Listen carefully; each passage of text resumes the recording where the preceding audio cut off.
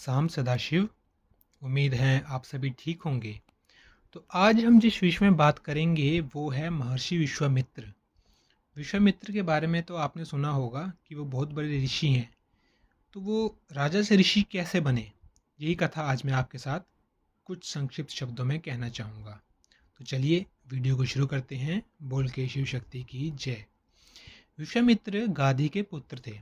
पौराणिक धर्म ग्रंथों और हिंदू धार्मिक मान्यताओं के अनुसार यह माना जाता है कि उन्होंने कई वर्ष तक सफलतापूर्वक राज्य किया था। विश्वामित्र अपने समय के वीर और ख्याति प्राप्त राजाओं में गिने जाते थे। लंबे समय तक राज्य करने के बाद वे पृथ्वी की परिक्रमा के लिए निकले। पुरुषार्थ, सच्ची लगन, उद्यम और तप की गरिमा के रूप में महर्षि विश्वामित्र के समान शायद ही कोई हो। इन्होंने अपने पुरुषार्थ से, अपनी तपस्या के बल से क्षत्रियत्व से ब्रह्मत्व प्राप्त किया।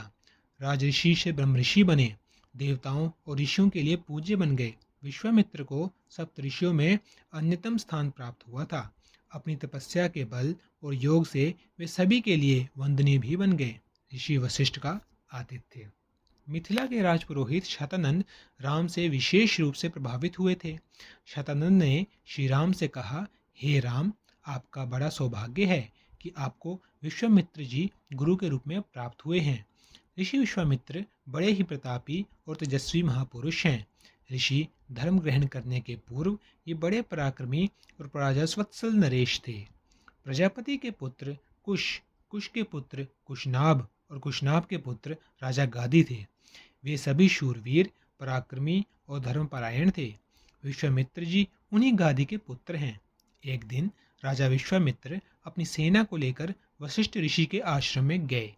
उस समय वशिष्ठ ईश्वर भक्ति में लीन होकर यज्ञ कर रहे थे। विश्वामित्र उन्हें प्रणाम करके वहीं बैठ गए। यज्ञ क्रिया से निवृत्त होकर वशिष्ठ ने विश्वामित्र का खूब आदर सत्कार किया और उनसे कुछ दिन आश्रम में ही रहकर आतिथ्य ग्रहण करने का अनुरोध किया। इस पर यह विचार करके कि मेरे साथ विशाल सेना है और सेना सहित मेरा आतिथ्य करने में वशिष्ठ जी को कष्ट होगा, विश्वामित्र ने नम्रतापूर्वक अपने जाने की अनुमति मांगी। किंतु वशिष्ठ के अत्यधिक अनुरोध करने पर थोड़े दिनों के लिए उनका आतिथ्य स्वीकार कर लिया।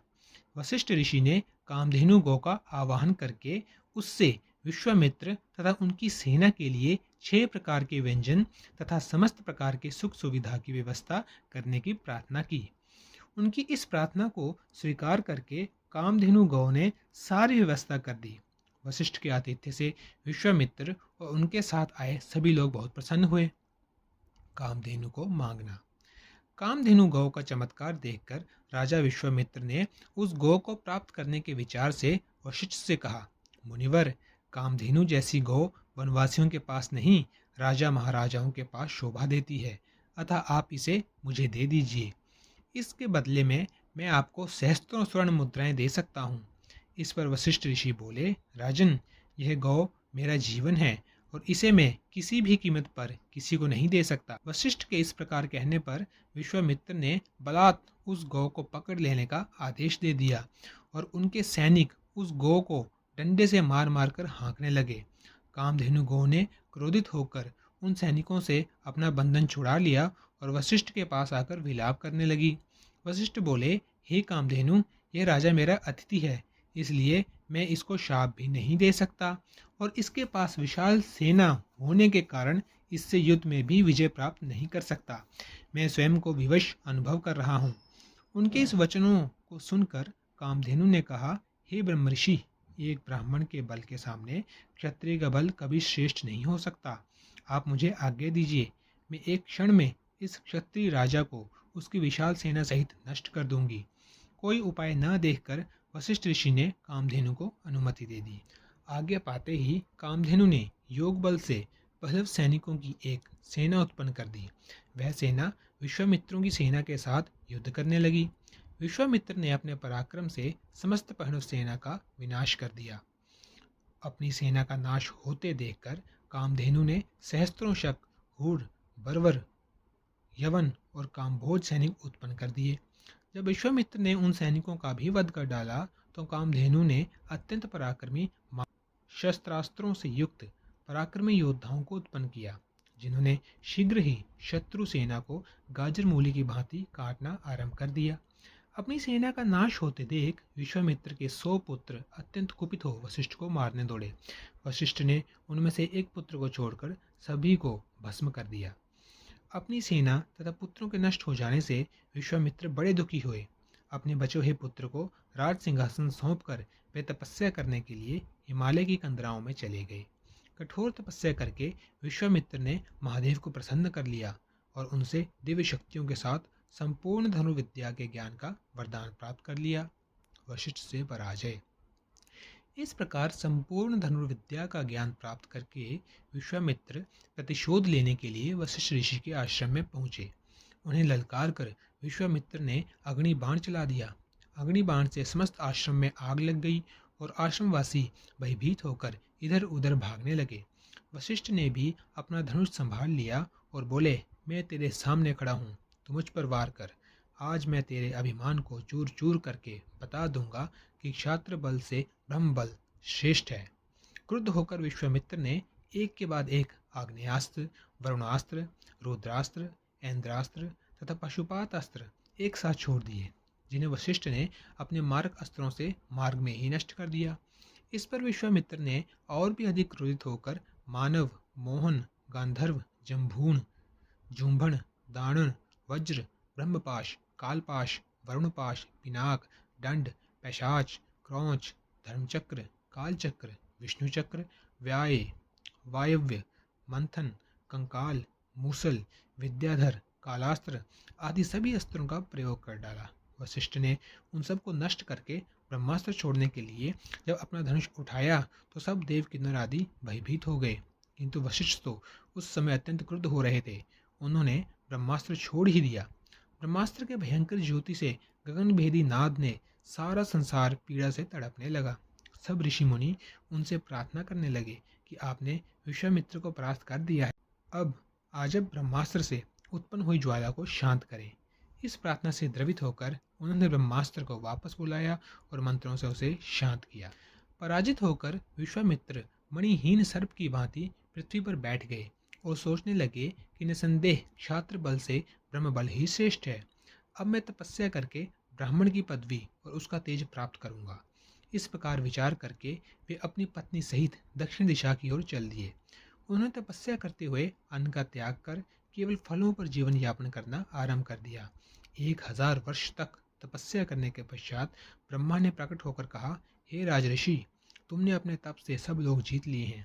ब्रह्मा के मुंह से राजऋषि शब्द सुनकर उन्हें बहुत बुरा लगा और विश्वामित्र ने सोचा कि उनकी तपस्या में अभी भी कुछ कमी है। विश्वामित्र और मेनका। मेनका और विश्वामित्र। तपस्या करते हुए सबसे पहले मेनका अप्सरा के माध्यम से विश्वामित्र के जीवन में काम का विघ्न आया।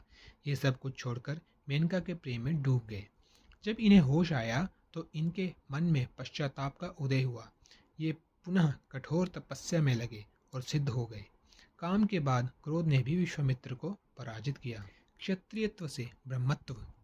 पुरुषार्थ, सच्ची लगन, उद्यम और तप की गरिमा के रूप में महर्षि विश्वामित्र के समान शायद ही कोई हो। इन्होंने अपने पुरुषार्थ से, अपनी तपस्या के बल से क्षत्रियत्व से ब्रह्मत्व प्राप्त किया। राजऋषि से ब्रह्म ऋषि बने, देवताओं और ऋषियों के लिए पूज्य बन गए और उन्हें सप्त ऋषियों में अन्यतम स्थान प्राप्त हुआ। साथ ही सबके लिए वे वंदनीय भी बन गए। इनकी अपार महिमा है। इन्हें अपनी समाधिजा प्रज्ञा से अनेक मंत्र स्वरूपों का दर्शन हुआ, इसलिए ये मंत्र दृष्टा ऋषि कहलाते हैं। ऋग्वेद के 10 मंडलों में तृतीय मंडल, जिसमें 62 सूक्त हैं, इन सभी सूक्तों के दृष्टा ऋषि विश्वामित्र ही हैं, इसलिए तृतीय मंडल विश्वामित्र मंडल कहलाता है। इस मंडल में इंद्र, अदिति, अग्निदेव, उषा, अश्विनी तथा ऋभु आदि देवताओं की स्तुतियां हैं और अनेक ज्ञान, विज्ञान, अध्यात्म आदि की बातें विस्तृत हैं। अनेक मंत्रों में गौ महिमा का वर्णन है। तृतीय मंडल के साथ ही प्रथम, नवम तथा दशम मंडल की कतिपय ऋचाओं के दृष्टा विश्वामित्र के मधु, छंदा आदि अनेक पुत्र हुए हैं। वैसे तो वेद की महिमा अनंत है, किंतु महर्षि विश्वामित्र जी के द्वारा दृष्ट यह तृतीय मंडल विशेष महत्व है, क्योंकि इसी तृतीय मंडल में ब्रह्म गायत्री का जो मूल मंत्र है वह उपलब्ध होता है।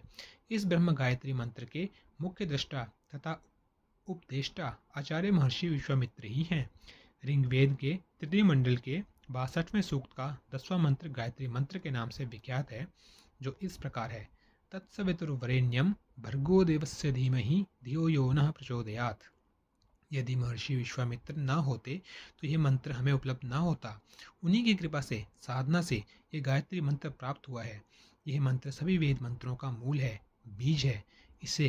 इसी से सभी मंत्रों का प्रादुर्भाव हुआ, इसलिए गायत्री को वेद माता कहा जाता है।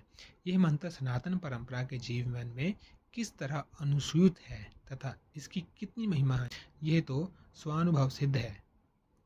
महर्षि विश्वामित्र के द्वारा ही इस मंत्र की रचना हुई एवं माता गायत्री को प्रकट करने वाले भी महर्षि विश्वामित्र ही थे।